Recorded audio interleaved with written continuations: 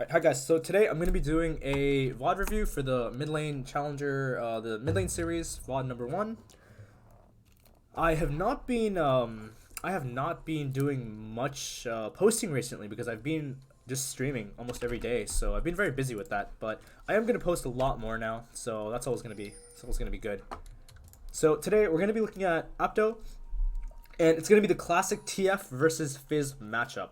Okay, and I'm going to just basically, so for the mid lane series, I'm going to be doing a number of challenger VODs specifically for mid lane, watching APDO, Crown, Faker, Bjergsen, many high-level mid laners. Once again, if you guys have any people, any mid laners that you want to recommend, I can definitely take a look, so make sure you let me know in the comments, and definitely check out my stream that will be also posted in the description below. Okay, anyways, let's go ahead and start. So already we see a number of things happening. We know that APDO has, I believe, yeah, so it's Nidalee on his side of the jungle, where Fizz actually ends up having Elise. Elise Fizz is a lot more stronger than TF Nidalee, you know, mainly because it's a lot harder to pull off in the early stages of the game. And now immediately we notice that APDO ends up dropping the ward a little bit late. Instead of 120, he actually drops the ward at 140. And because he drops the ward a little bit 20 seconds later, this ward will actually be granting him vision 20 seconds more, which will allow Nidalee to have extended intel along with the top laner, along with the bot lane, as to where Elise's next clearouts are. Now, because that's the case, APDO doesn't actually want to be in the lane. Now, obviously, if the enemy laner was substituted with a champion like Xerath, or a champion like maybe Ahri, or a champion that does actually have a level of push, what's going to end up happening is APDO is not going to immediately get the ward. He'll get the ward a lot earlier, and then he's going to simply be in the lane and then start pushing immediately.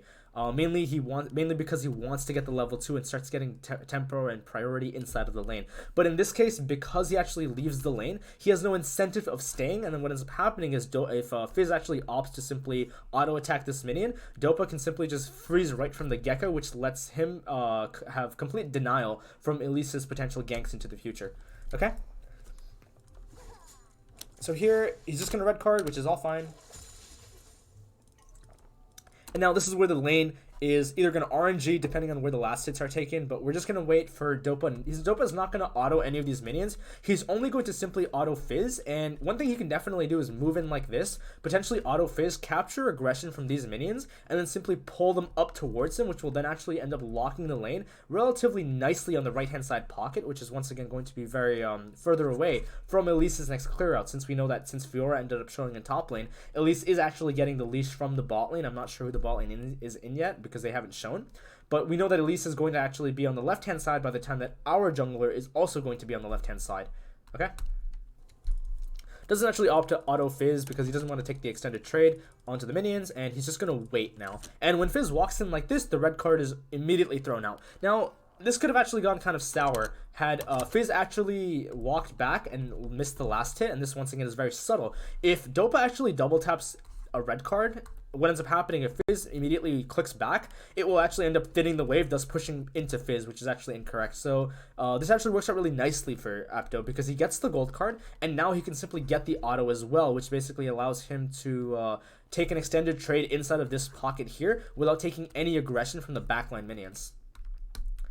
Once again, if you are curious about TF specifically, there is a 33% chance that you will hit either a gold, blue, or red, so double tapping, especially in tight situations, could actually be the correct key or the correct call, because if you do end up locking the gold card, it can get you out of like many difficult and dire situations inside of the mid game.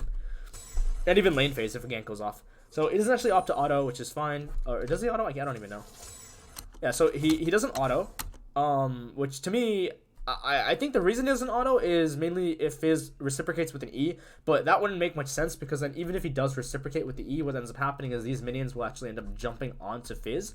But that's probably maybe why he doesn't auto, because DOPA knows that if Fizz does reciprocate with the E, and he knows that these minions won't immediately jump on him and then maybe backs away and then takes their corruption pot stacks, he doesn't actually end up autoing him anyway. But I think that the auto is totally fine here, and DOPA doesn't take it, but it's whatever, it's very minor. He does auto here, and once again, the reason he actually does auto opt to take the auto on Fizz here is mainly because of the fact that there are no minions that are going to actually end up attacking DOPA, so he can simply get the HP advantage, and Fizz can't reciprocate, mainly because we know that DOPA has 3 caster minions and 3 millions, which will then jump onto Fizz if he tries anything funny, right? if you notice very subtly, or very subtle, I don't actually even think subtly is even a word, so yikes, but you can notice that DOPA is actually positioned on the left-hand side of the pocket, and the reason for this is because it's in the closest proximity to his jungler. So also he knows that Elise is on the left-hand side as well. And now at this point inside of the game, we're still level 1. We know that Elise is probably still clearing her jungle on the left-hand side. We can look at the state of top lane. If top lane is actually going to be pushing in the next few seconds, we can simply ping our laner back because, you know, in case he doesn't end up seeing the ward. And then what ends up happening is our top lane is now relatively safe. Right?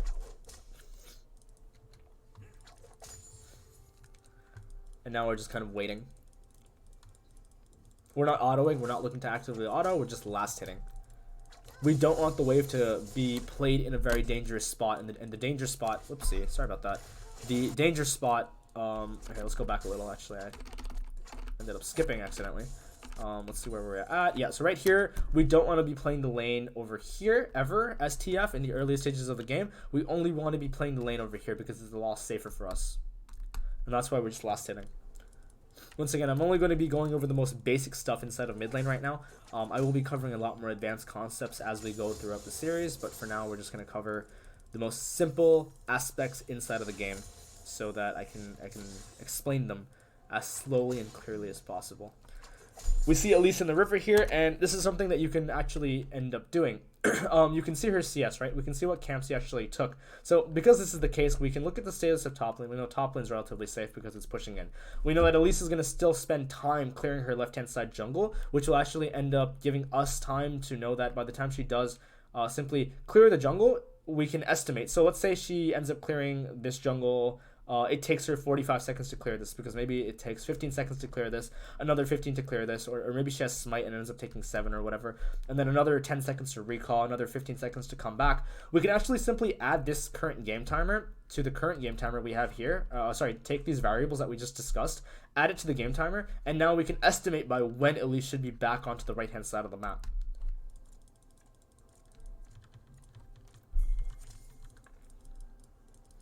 Here, he ends up gold carding. I'm not too sure why.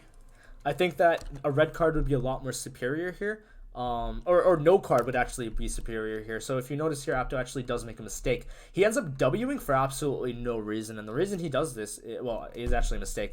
But had he just held the W and not actually uses the card, we know that Fizz is going to go for this CS. We know that we have to actually start thinning this wave, because if we don't thin the wave and match the wave clear around this area of the map, what's going to end up happening is the wave's going to then reset and then push it back into Fizz, which is not what we want. So we're going to simply look to we're going to harass Fizz, and we're going to take out these minions while we when Fizz actually goes for this CS. But because APDO actually simply throws out the W prematurely, we can't actually abuse Fizz now. Once again, I apologize if my voice sounds a little funny today, or not as normal as my other videos. I am a little bit sick. Here at this point, W would actually be a mistake, so he doesn't throw it out. And once again, a W here would be a mistake, and the reason for that is because if he ends up Wing now, this wave pushes back into Fizz, and that's not what he wants. The idea is still to just simply last hit.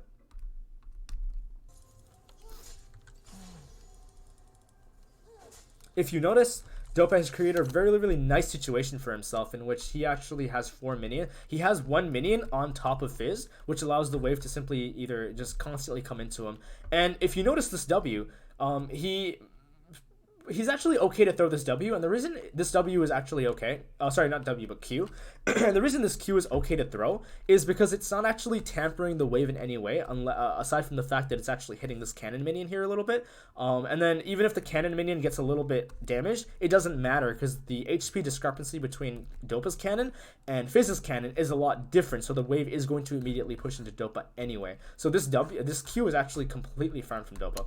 Now, had this minion been a lot lower, had these minions been actually in trajectory to get hit by Q, then the Q would actually be incorrect, because once again, what does it do? It pushes the wave back into us, which then will end up having the lane being played here, which forces Elise to actually, which can allow Elise to come and potentially gank us, okay?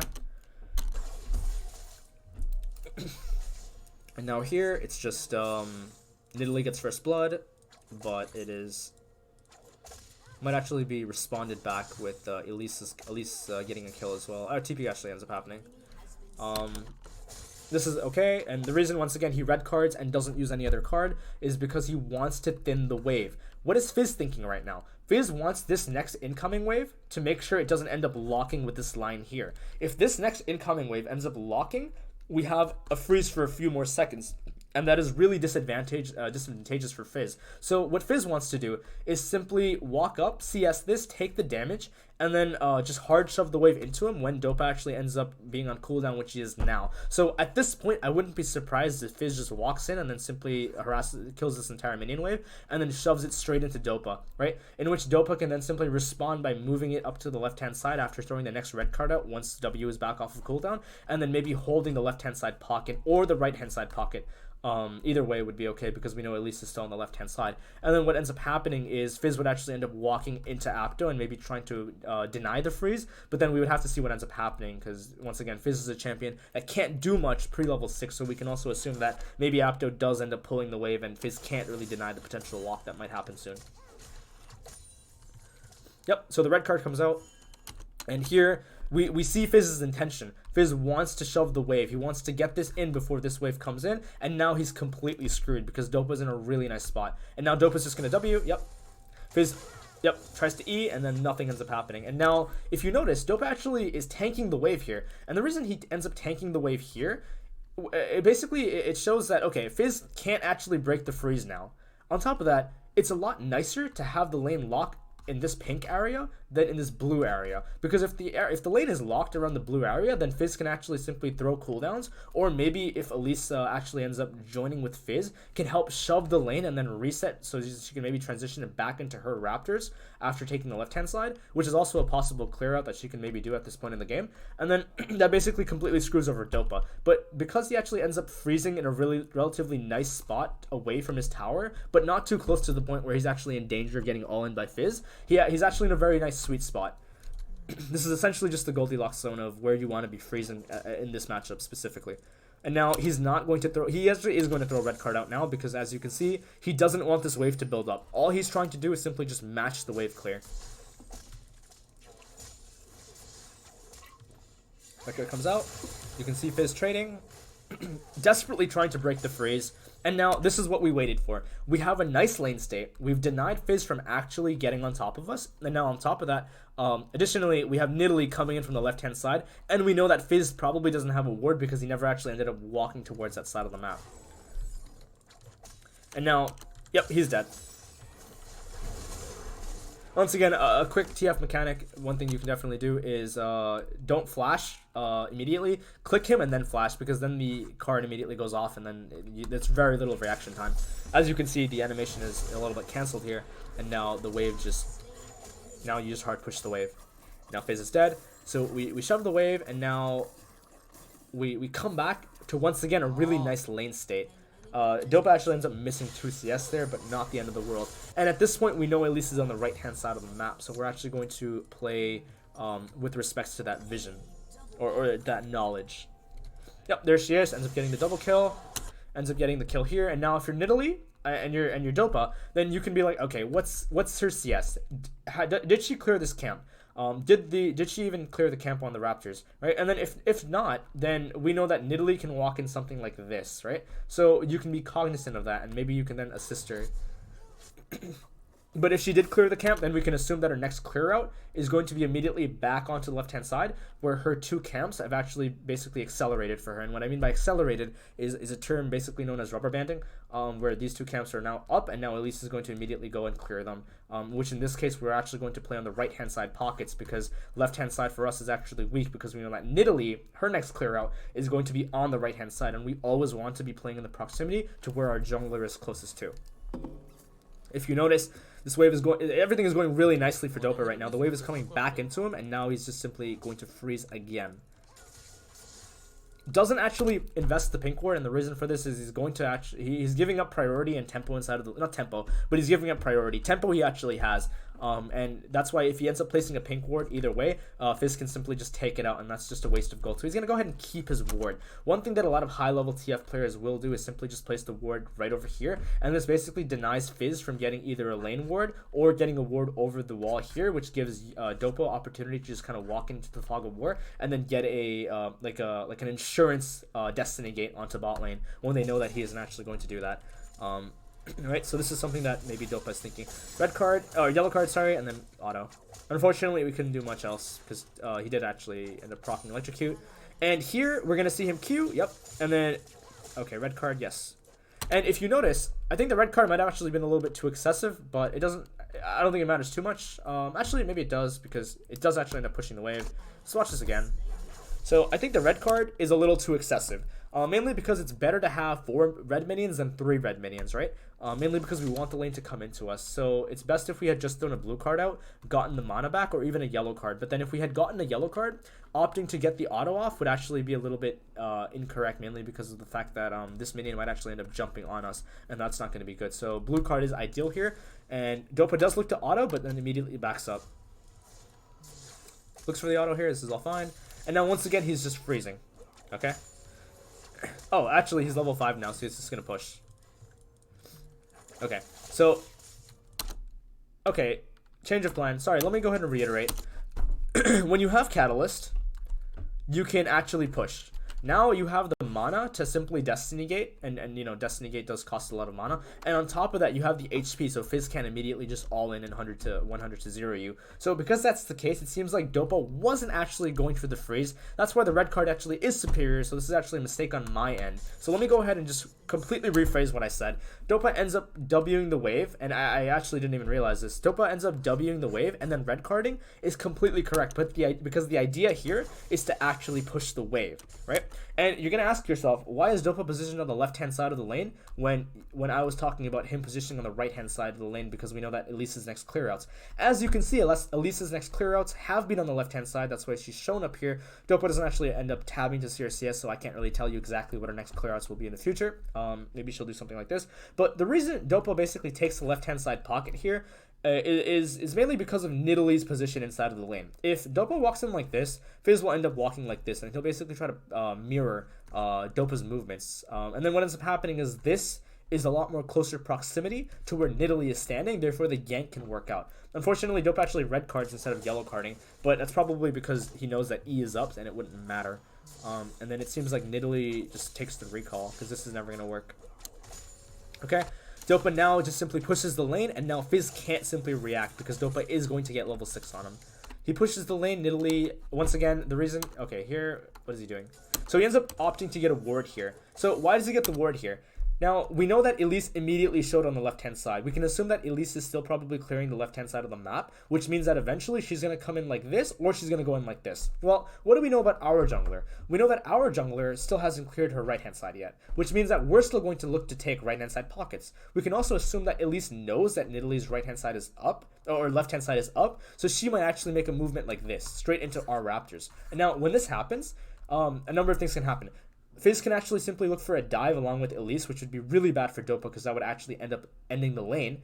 And what this also does is it protects our Raptors, and it gives our jungler intel as to where Elise's next clearouts will be, right?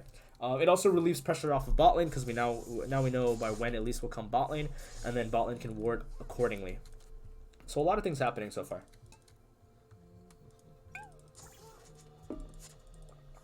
Fizz actually ends up warding the lane here, and the reason for this is the same thing when I discussed about the whole the wall ward, where when he wards like this, he's basically making sure that he's catching DOPA when he's backing off to potentially get a Destiny Gate. He's just getting information and intel when he does this, and Fizz is not going to actually opt to hard shove the wave. And now all DOPA is going to do is just try to Q farm this entire lane, because he can't walk up to Fizz. Once again, Fizz has options, and this is something you always want to be thinking about inside of the game when you are playing at a higher level. Is Fizz could just do this into ulti, into E, into W, and then DOPA actually loses the game, or the trade at least, right? So that's why you're gonna see DOPA stand just really far away from his minions, and then when Fizz actually does opt to basically dash onto the minions, what's gonna end up happening is DOPA will simply click a lot closer to his champion, because now he's just anticipating the shark. Okay. Now he's pushing the lane, and DOPA's actually went ahead and just won the lane. You notice how he's not red carding the wave. If he actually walks in, he just dies. So he's just going to stand over here and just wait for the wave to come into him, which it eventually will, right? He actually just ends up opting to Q it, which is fine. And now, as you can see, Nidalee, and for the junglers out there, you know that Nidalee knows that Fizz is probably looking to all in. That's why she's actually hovering around the area in which Fizz may all in. And that basically gives DOPA the opportunity to just walk in, red card the wave, and then simply hard push. Now, when DOPA actually ends up red carding this wave, his next move is to simply back up immediately. Because if he doesn't back up immediately, what this gives Fizz is intel that Nidalee is probably on the right-hand side. And now, if he does end up backing up immediately, Fizz might see that, okay, Nidalee's not here. Maybe she'll jump on him, right? This is more of just a safety insurance move. See, you notice how he immediately backs up after throwing the cooldown out, because we know that Fizz is off cooldown. And now, once again, he's just queuing the wave. And if you notice, once the shark came out and the animation came out, DOPA just quickly clicked very close to his champion. Even this is like, it's not that close, but you know, it's not that bad either. Fizz actually ends up just completely butchering the ultimate. And now, if you notice, he walks to the direction of his jungler. Once again, being close proximity to where Nidalee is the entire game. She's just hovering. Nidalee doesn't really have much to do right now, aside from maybe clear properly, but it's whatever. This is a free kill. Yep, level 6, and now you're just doing what TF does best, and that's just, you know, making advantages happen inside of the side lanes, okay? We're back inside the lane, the wave is pushing into us, and now all we're doing is getting absolutely abused by Fizz, but after that, hopefully pushing the wave back in, so he doesn't end up exhausting just as it comes up, so that sucks. Also, make sure you're running Nullifying Orb in this lane matchup. The Nullifying Orb really did deny a lot of the damage that Fizz had, and now TF has to, or DOPA has to recall. Okay. Once again, he's back in the lane. He's level 7, and now all he's doing is very simple. He's just shoving the lane into Fizz, getting wards, looking for a priority inside of depending on you know how side lanes are going. He can keep destiny gating, and then basically constantly put psychological pressure onto the enemy side lanes, and then with the priority he has in mid lane, invade Elise's jungle along with his jungler, and then simply just take over the game that way. Okay.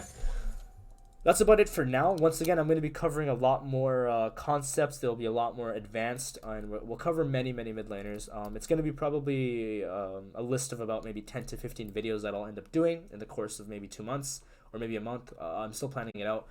So that's about it for now. That was DOPA's lane phase on Twisted Fate versus Fizz. I hope you guys enjoyed, and I will see you next time, okay?